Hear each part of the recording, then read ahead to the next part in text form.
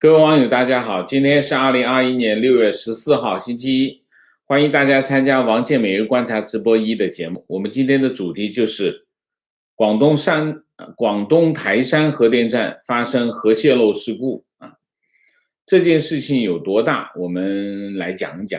那么，中国广东省境内的台山核电站发生核泄漏，具体的说就是核电站反应堆正在泄漏核裂变气体。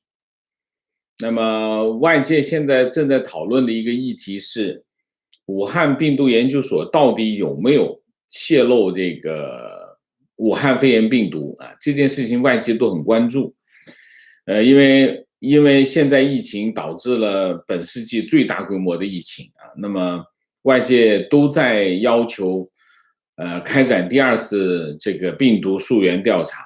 就在这个时候传出来台山核电站的核泄漏。事情是怎么发生的？事情发生的 CNN 报道，法国法马通公司向美国政府提出紧急求助那么解决台山核电站核泄漏的问题。他的说法是什么？他的说法是迫在眉睫的放射性威胁他在用这个词就是因为这个原因，所以呢，法马通公司去找美国政府的能源部，要求他们提供技术支持那么 CNN 说他取得了法国这个法马通公司向美国能源部发出的2封求助信，信中说台山核电厂发生放射性物质外泄，中国当局不断提高核电厂外辐射检测标准，避免关闭台山核电厂运营。那么法马通公司是6月3号发出第1封信，要求美国政府提供技术支援，解决台山核电站正在泄漏裂变气体的紧急安全问题。然后法马通公司6月8号再发第2封信给法国能源部，要求加快这个审批的程序，尽快的提供这个技术支援。6月8号的这个法马通的求援信说了几点第一个，台山核电站的泄漏情况对现场和公众来说是迫在眉睫的放射性危险，法马通公司请求技术协助，使得工厂能够恢复正常运行。第2点，为了确保外辐射保持在可以接受的范围，TMP JVC 就是泰山1号运营商要求遵守既定的检测标准，一旦超过这个标准就要关闭核反应堆那么这个标准是按照法国核安全局制定的标准。那么随着事故的增加，中国的核安全局叫 NNSA 提高了外辐射标准，就把这个标准提高了提高就是你辐射标准增加也可以正常运行。他说增加了多少呢？比最初的辐射标准增加了1倍以上，就原来是100，现在增加到200增加了公众风险，这是第3点。第4点，截止5月30号，台山反应堆已经达到了修订后的外辐射标准的 90%， 就增加了1倍，它这个已经到了 90% 了。那你想一下，实际上它已经超出了原定的标准很多的了那么法马通公司担心台山核电厂运营商向国家核安全局申请进一步提高外辐射标准的可能性他担心他这个再让它提高一点，用来保持这个核电厂的运行，这会持续的增加核风险。CNN 报道说美国政府过去1个星期里一直在评估中国核电厂的泄漏报告。针对这场核泄漏，美国国家安全委员会上个星期开了多次会议，包括2次副国家安全顾问级的会议和星期五的另一次助理部长级的会议。会议由国家安全委员会中国事务高级主任劳拉·罗森格和军备控制高级主任马洛里·斯图尔特主持这两个人主持。那么美国政府的做法是什么呢？三个。第一，美国能源部专家内部讨论对这个事故的评估，这是第一个。第二个，和中国政府接触，这第二个。第三个，和法国政府讨论那么美国政府的初步的判断4点。第一，当前的情况尚未对公众构成严重的安全危险这第一点。第二点，此事由一家外国的公司单方面向美国政府寻求帮助，不同寻常。第二点。第三点，一旦核泄漏对中国公众有任何风险，根据核事故条约，美国将会要求中国政府公布详情。第四点，如果泄漏持续恶化，可能会使美国陷入复杂的局面。这是美国政府的4点判断。那我们讲讲台山核电站。台山核电站位于广东省，中国广东省江门市这个台山是属于江门市。江门上新会恩平台山都属于江门市江门市的赤溪镇那么规划的装机容量是4台175万千瓦的这个压水式核电机组，分2期建造1期、2期，这是中法合作的大型核电站。那么台山核电站的1期建设是2台单机装机容量175万千瓦的这个欧洲压水式反应堆，叫 EP2。EP2 是目前世界上最先进的这个反应堆那么由中国广核集团和法国电力公司也是个国营公司共同投资负责建设运营。那么台山核电站是台山核电合营有限公司拥有。那么中国广核集团占 70%， 法国电力公司占 30%， 由法马通公司提供 EP2 的技术支持。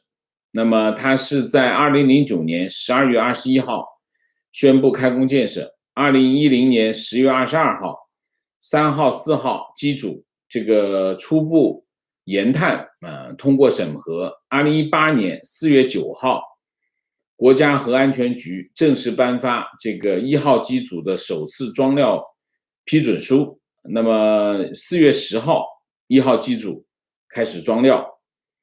那么这是台山核电站的情况。那么中广核6月13号发表声明介绍这个台山核电机组运行的情况。他这么说，他说最近机构和媒体关注并询问台山核电机组有关情况。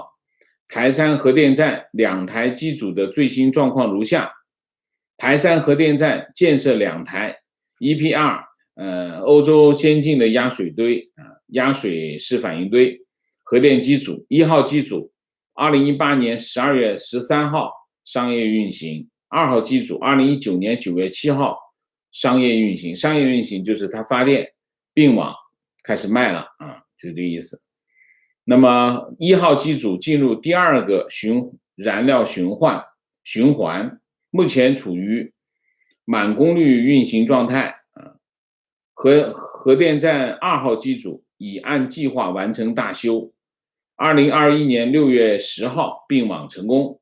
本次大修是台山核电站2号机组投入商业运行后的首次大修，安全、质量、工期指标完成既定目标。自从投入商业运行以来，台山核电站严格按照运行执照文件、技术程序控制机组运行，2台机组各项运行指标均满足核安全法规和电厂技术规范要求。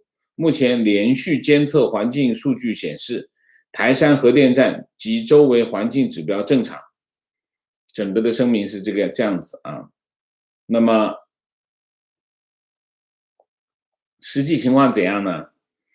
CNN 的报道出来之后，法马通公司几个小时就发表声明，承认该公司正在支援解决台山核电站的性能问题。声明说，根据现有数据，该电厂在安全参数范围内运行。我们的团队正在与相关专家合作，以评估情况并提出解决任何存在问题的方案。法马通是这个核设备设计公司和供应商，它是为台山核电厂提供建设和运营服务，隶属于法国电力公司叫 EDF 法国电力公司今天发表声明，说台山核电厂1号机组的冷却系统惰性气体浓度增加惰性气体浓度增加就是核气体泄漏。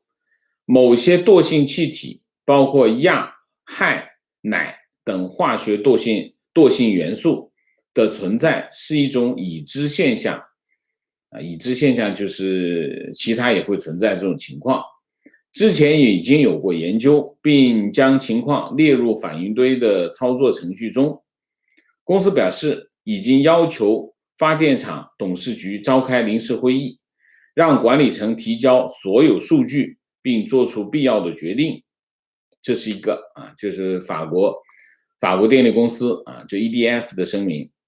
今年4月7号，澳门特区警察总署发表公告，说收到广东省核应急委员会的办公室通报，说台山核电站1号机组4月5号的废气处理系统专项操作期间，在线监测提示存在极少量气体短时释放，但事件界定为0级偏差，也就是不足以构成国际核事件。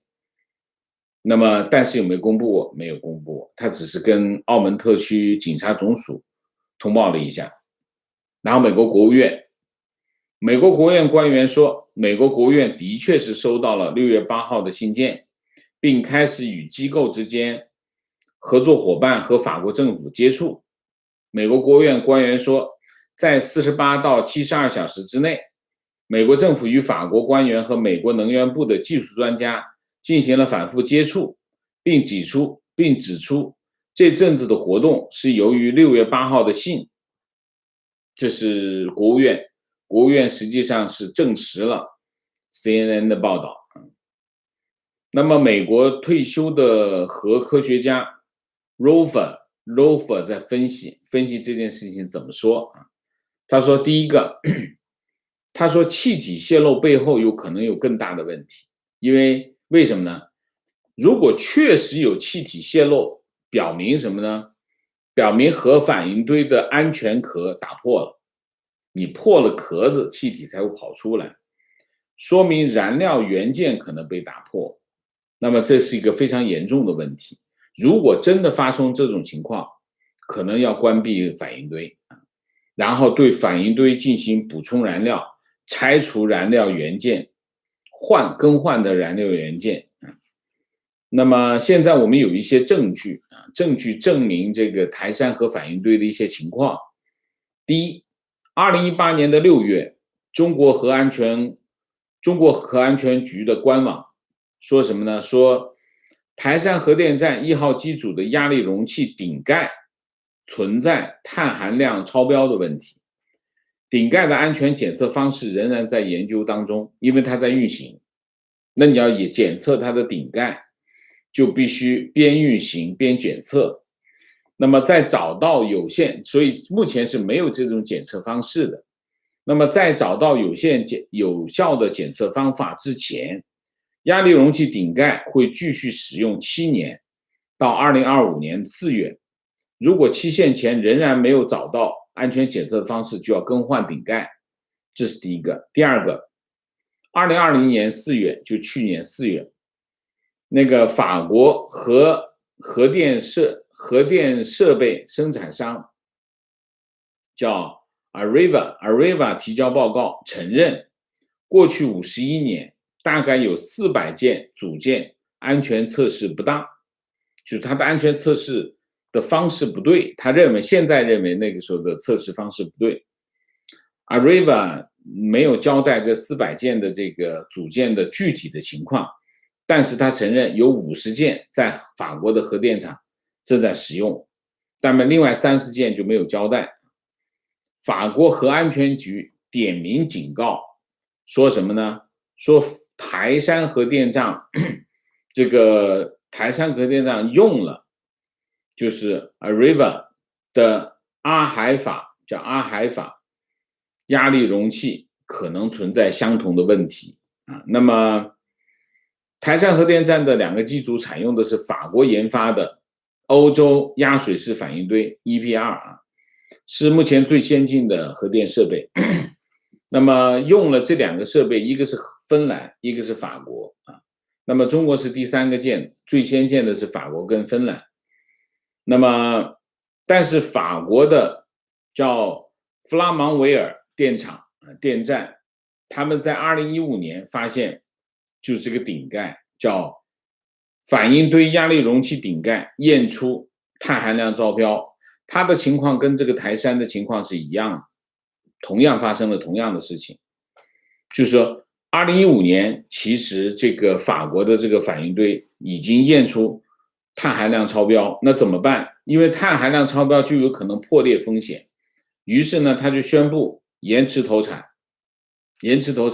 他延迟投产，台山有没有延迟投产？没有，台山就提前投产。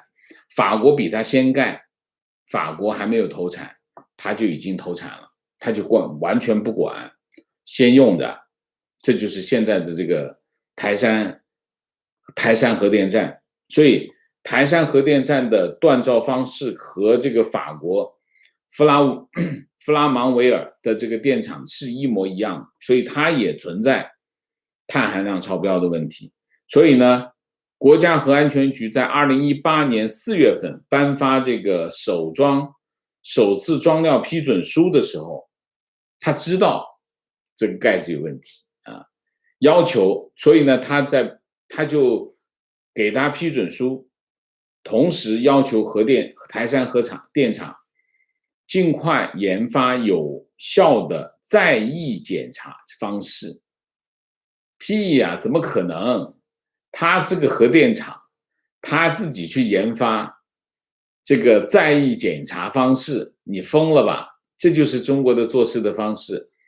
核安全局把自己的责任全部推掉，那我已经告诉你了哈，你的顶盖碳含量超标，有可能破裂。所以呢，我要求我一方面发给你这个证书，就让你去开始发电，装料发电，但是我告诉你是有问题的。这就跟这个习近平是一样的，我亲自指挥，亲自部署，但是我呢说过了以后我就不管了，我就没责任了，一样的啊，上行下效。他说，如果检验工艺开发不成功，或者检验出现不利的结果，要在2025年4月底之前不能继续使用这个顶盖。那不能使用顶盖是什么概念？那你就是换了。但是顶盖铸造要多长时间？7年时间。做这个顶盖，新的顶盖要7年时间。但是呢，法国就把它停掉了，中国就在继续干。这就是目前，所以我们这件事情的，就是目前这件事情的这个核反应堆的核心问题是什么？就是核反应堆的压力容器的顶盖碳含量超标，这是目前我们看到的最明显、最直接的问题。现在出现的情况2个情况，第一个，核电厂，台山核电厂有气体外泄，就是核反应堆的气体外泄，这个外泄的浓度高了，超出标准了。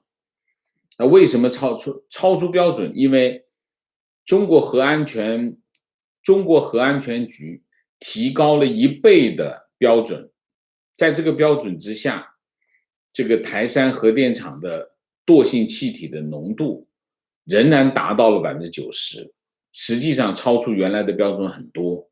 理论上来说，超出标准就应该关闭反应堆，进行检查问题。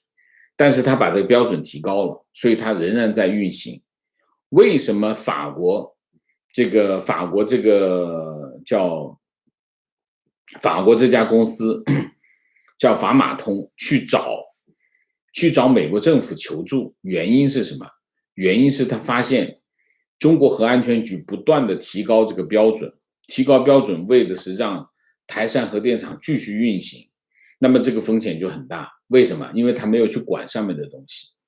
因为中国核安全局要求这个台山核电厂研发在役的顶盖怎么去检测它，然后他就给他发了一个证书，这是个罔顾公众安全事件的安全问题的事件啊，就是政府在干坏事啊。那么现在的问题是什么呢？现在的问题是有2点。第一点，中国现在的核电厂是不是都安全？你在中国的核电厂的网站上面看见没有一个安全事故，都是安全的。但是其实现在的问题是很多的啊。我举一个例子，香港有一家新闻机构叫传真社，传真社是这些年才成立的啊。那么传真社在2017年就报道过一件事情，是什么事情？就是台山核电站。台山核电站在建设的过程当中，在2017年的12月，台山核电站1号机组它的除氧器在测试的时候就破裂了，需要更换。那么当时呢，传真社的记者在2017年的5月跑到台山，传真社因为在香港，离香港很近，台山离香港很近，120公里，影响很大啊。跑到台山去实地采访，这个记者本人都已经进到核电厂的内部调查啊。那么台山核电厂的职员就跟这个记者说，他说我们的锅炉爆了，今年是不可能投产的了。那现在正在找谁呢？找这个锅炉的供应商来谈什么呢？谈就是负责制造锅炉的是哈尔滨电气集团，负责做锅炉的啊。那么换锅炉，然后传真社就去翻资料啊。所以这件事情反映了传真社的这个业务能力很强啊。他就查中广核的这个新闻稿，找出一堆锅炉，因为你不知道锅炉是讲的是什么，他就发现俗称核子锅炉的反应堆有什么呢？有反应堆的压力容器叫锅炉，这个蒸汽发生器叫锅炉，汽水分离再热器叫锅炉，低压加热器也叫锅炉，高压加热器还有就是除氧器。那么只有除氧器是在哈尔滨生产，他就沿着这条线查下去，最后通过谁呢？通过东方电气集团的一个工程师找到了，说这个台山核电站1号机组的除氧器焊接出了问题，锅炉要焊接的嘛，要焊接点有点问题，所以呢，他要重新更换。后来中广核回应这个传真社的报道，就是提问查询，说这个除氧器内部支撑件这个非承压焊接焊缝出现了局部缺陷，他们呢正在采取更换措施，相关工作接近结束，讲了一个这个话。有没有公布过？没有。所以呢，实际上呢，中国核电站的内部的运营的情况有几个问题。第一个，不透明，这是第一个不透明，你不知道里面发生什么，他不告诉你，他什么都不说啊，他不告诉你，是第一个不透明。第二个，内部管理是有问题，内部管理是有问题。你想想看，核安全局可以根据需要去提高这个排放标准，那你想想看什么情况啊？这个非常的不严谨。核这个东西是不能够有一丝一毫的问题。然后你看看日本福岛核电厂排水你看看中国外交部的那个嘴脸，你看看中国自己的情况。那我们再讲一下背景。实际上，中国在过去10几20年不断的扩大核电，通过扩大增加核电厂，扩大核电在整个这个电力供应上的比例。那么现在中国核电占整个发电量的5%左右，这个很大了，已经很厉害了啊。到今年3月份，中国有16个正在运行中的核电站啊，那么有49个核反应堆，总发电的容量啊，发电容量是51000兆啊，51000兆瓦。那么台山核电站就是中法合作项目最早第一个合作项目，2009年开始建设，那么18年、19年开始发电。那么台山是95万人，台山是非常著名的侨乡啊。那么台山的华侨主要集中在美国啊。台山这个地方呢，离香港是120公里，离广州是130公里。那么这个影响大吗？影响当然大。为什么？广东省是中国经济最发达的省，也是中国经济最大的一个省。然后香港就不用说，香港现在的政局非常的动荡，很多香港人因为现在香港的政局离开香港，那么还有很多人在犹豫当中。台山核电站的这次危机当然是雪上加霜，会鼓励更多的香港人离开。那么现在的问题是什么？大家都看到中广核发了一个声明，有没有用？没有1毛钱的用。为什么？因为中共现在中共是什么？中共在塔西佗陷阱当中。什么叫塔西佗陷阱？塔西佗陷阱就塔西佗，古罗马的历史学家塔西佗提出的一个政治学的理论，就是公信力，政府公信力，政府的失去了公信力，你说什么做什么，公众给你的评价都是负面的。讲一句话讲完了，就是你没有信用，你讲的话没有人相信。为什么一个政府要非常小心的维护它的公信力？维护公信力的目的并不是为了让自己好看，不是的。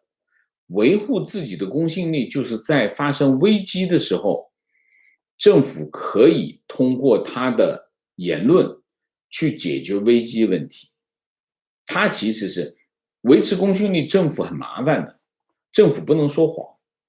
政府不能说谎，对政府来说是很麻烦，因为它很多东西就掩盖不出去，不能一不小心就被捏住就得认错。所以政府公信力就是通过不断的承认错误、承认事实、表达真相，你才具有公信力。但是中国政府2点，第一点，撒谎成性。你撒谎成性，然后你的公信力就是负数。中国政府的公信力是负数，这是第一条。第二条，战狼外交。战狼外交，中国的战狼外交是怎么个做法？就是对所有的质疑恶语相向，就这2条。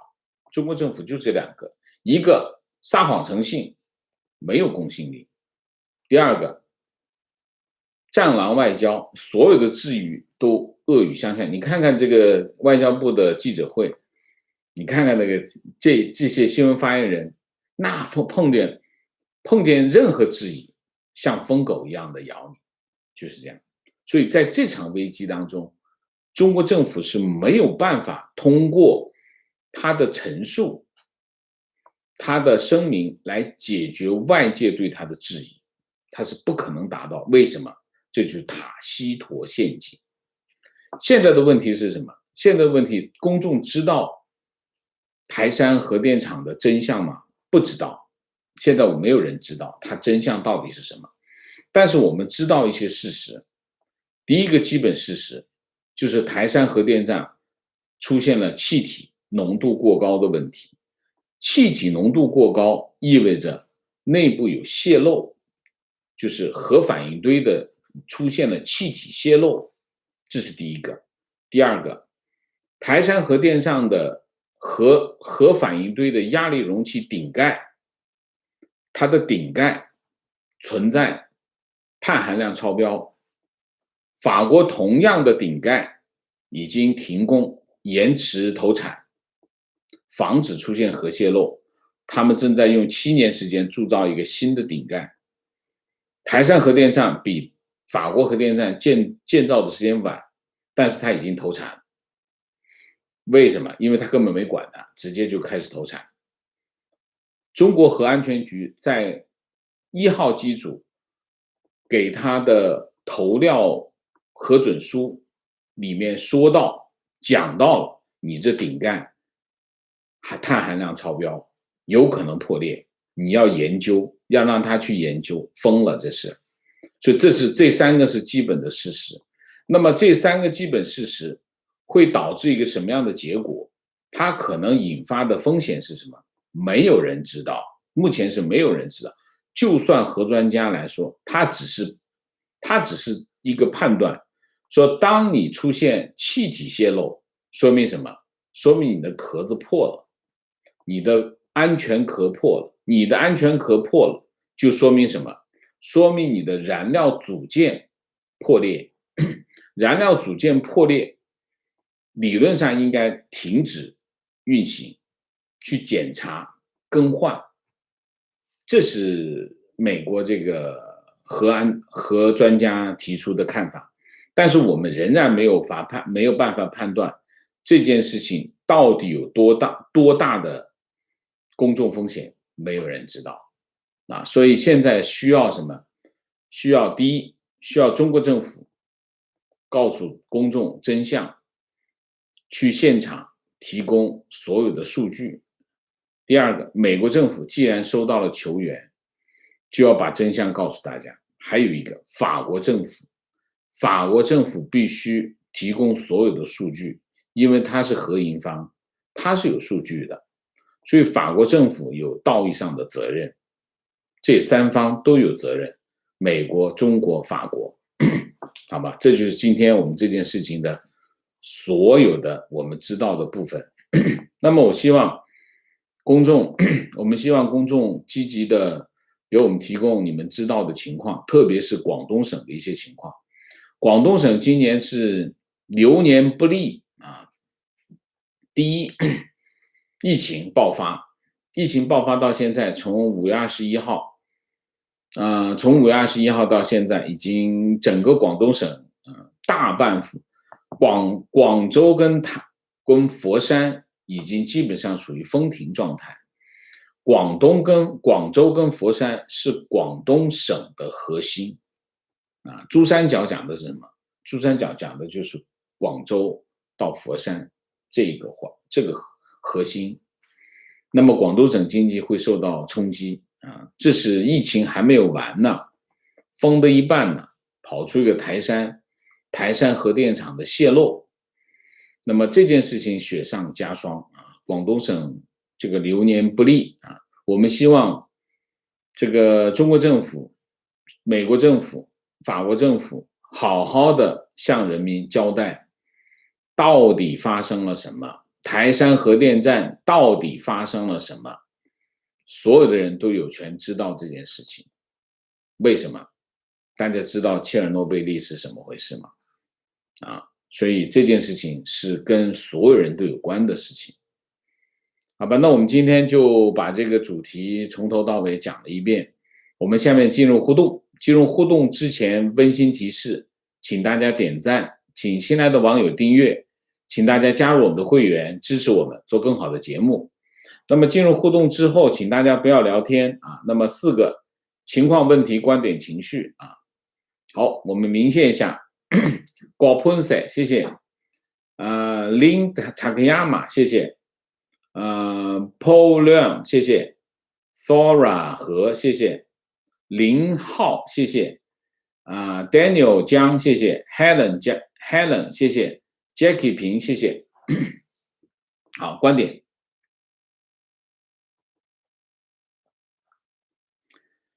参考武汉肺炎初期的处理模式，核电厂就算真的出现重大问题，他们也会拖到7·1以后再处理，非常有政治意识的观点。你想一下，这个我刚看到的是什么？我们刚刚看到是两个事情啊，一个事情是大家记得吗？5月13号，这个什么呀？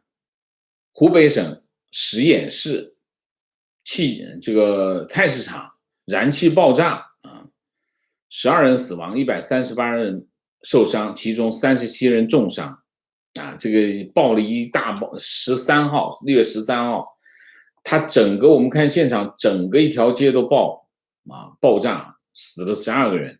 那么中国人真的是脆弱。同一天，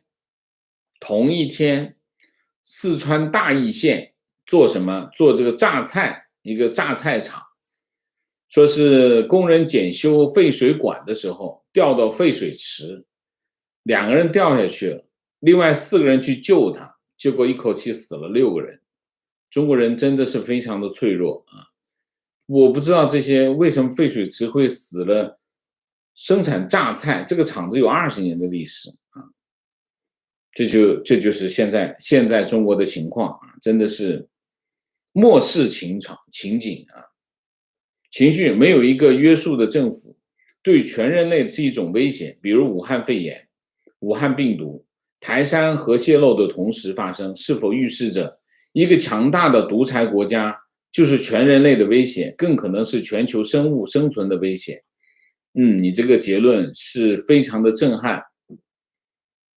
你看看纳粹德国是不是全人类的威胁？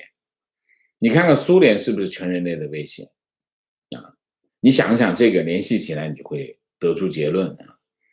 情况从结构上来分析，壳体结构的内部压力加大，出现泄漏之后，泄漏的情况只能增大，就如同一个鸡蛋，外部压力可能不会使蛋壳破裂，但是壳体出现泄漏，同时如同蛋壳内部压力比外部大了以后，这个蛋壳必然会出现更多的破裂部位，核泄漏只能是愈演愈烈，最后只能变成另外一个切尔诺贝利事件。情况这次核事故让我想起了三鹿事件，中国不报道，还是新西兰与三鹿合作的公司爆出来，没有一次是中国自己报道，没有一次是啊，就是法国公司爆出来，才会引发这件事情。当然，核心的问题是什么？核心问题是 CNN 拿到那2封信，这是非常重要的。情况，法国国内媒体曾经说，中国的 EPR 比法国的 EPR 先投产的原因是，法国几十年没造新的核电厂，已经丧失了此类大工程的经验。如今看来，珠三角可能危矣，真心希望粤港澳这次能够平安。你开国际玩笑啊！法国几十没见就没有经验了，你疯了，真是怎么可能啊？法国为什么推迟投产？因为他要面对这个公共风险，他要对这个公共风险负责。中国政府闭着眼睛就给发许可证，让他继续搞。但是呢，我告诉你，已经有问题了哈！你看有问题他还发，这就是中国政府的态度，就是这样的态度。所以你想一下，核安全局是什么？是核安全局是个监管机构，态度就是这样的话，你想一下他们底下的做事的会是什么态度？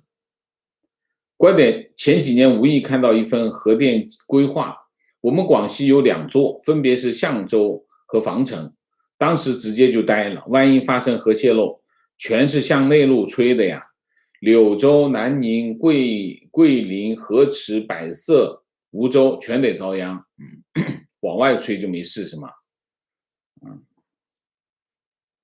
情绪一如既往的状况，管事的不懂技术，懂技术的不管事，外行指挥内行，一味的蛮干，这跟懂不懂没有关系，跟什么有关系？跟态度有关系。懂技术，那总统怎么办？总统啥都不懂，总统不需要懂，总统需要懂政治就行。中国的问题不是外行指导内行的问题，中国的问题是什么？中国的问题是人命不重要，人命重要，你重视人命，核安全就会抓得非常的紧。你想想看，他明明知道这个压力容器顶盖是有问题的，他还仍然给他许可证，让他投产，但是他先把自己摘开，说我跟你说过了啊，就这态度啊。情况我们单位前段时间做了好几个台山核电厂、核电站项目的安全评估，听到这个消息其实并不惊讶。国内现在大多数的建设项目安全评估都流于形式，很多时候项目并不按照安全三同时的要求开展，突出表现在施工时不遵守安全设计，验收草草了事，发现隐患也不当回事，像这样出事只是迟早的问题。就像当初那个谁啊，这个三峡核电站返工，钢筋少放1/3，就这样的情况一样的，就是人命不重要啊。观点安全主要针对人身健康，本质也是关乎人权，但是在中国这是不可能的，不可求的。观点：切尔诺贝利事故的原因有2个，第一，值班人员一连串的违规操作；第二，紧急装置的设计缺陷。因为这2个噪音则是由腐败的体制造成，这直接对比2015年天津港的爆炸，现在的台山的情况简直是在预示下一个切尔诺贝利。观点：共产党的心思都用在如何隐瞒和欺骗上，从不考虑怎么解决问题，这是所有人的悲哀，包括他们自己。前几天，中国疾控中心吴一鸣坦言国产疫苗不反感染，引起轩然大波。几天后，偷偷的把报道中的邵一鸣的原话由我们的疫苗是2级预防改成世界各国的新冠疫苗定位都是2级为主。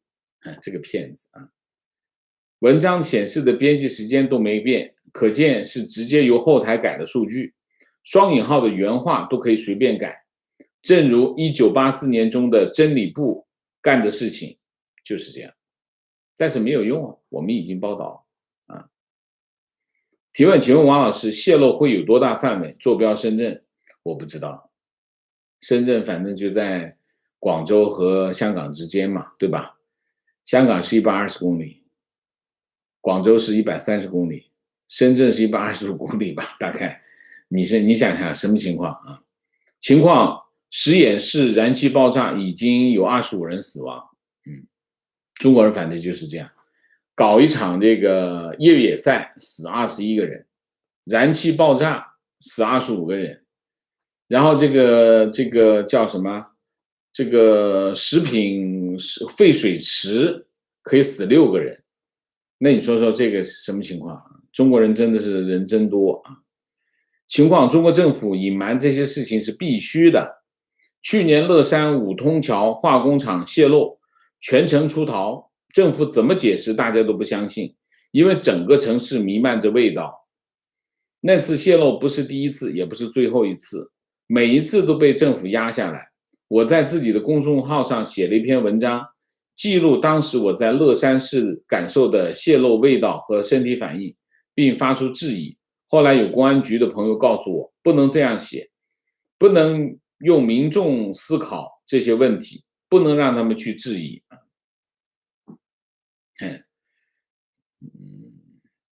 你想天津爆炸，这就太，这样数过来，我们这个节目再加1个小时都不够。情况：10几年前给哈电集团的锅炉厂做过几个月的项目，了解到这个万人大厂每年招的基层岗位，连当地最牛逼的985大学哈工大的博士都进不去。只优先录取职工家属，一个萝卜一个坑，选拔技术人员完全不看技术实力，只看出身，所以这种厂子做出来的东西质量烂到什么地步，都一点都不用奇怪。情绪，今天看到台山新闻，我想起大学时大亚湾核电站，大亚湾发生的一起事故，新闻有报道。